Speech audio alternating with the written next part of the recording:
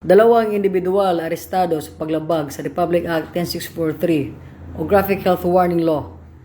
Noong ika-14 ng Hunyo 2026, bandang alas 4:45 ng madaling araw, nagsagawa ng Joint Seaborne Patrol Operation ang Zamboanga del Sur Maritime Police Station kasama ang Pagadian City Police Station sa karagatan ng Barangay Boricay, Pagadian City, Zamboanga del Sur. Sa isinagawang operasyon, namataan ng mga operatiba ang dalawang wooden motorized pump boat na may lulang mga kahon na hinihinalang poslit na sigarilyo. Kinilala ang mga sakay bilang sina alias Dodong at alias Pidoy, kapwa residente ng Malabang, Lanao del Sur. Nang isigawa ang inspeksyon, hindi nakapagpakita ang mga ito ng kaukulang dokumento para sa naturang kargamento.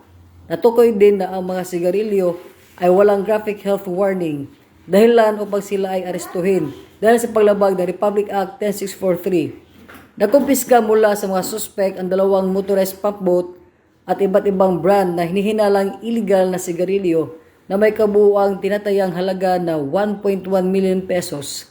Ang mga suspect at mga nakumpiskang ebidensya ay dinala sa Zamboanga del Sur Maritime Police Station para sa kaukulang dokumentasyon at disposisyon. Patuloy ang pinaigting ng kampanya ng Zamboanga del Sur Maritime Police Station laban sa smuggling at mapang illegal na aktibidad sa karagatan.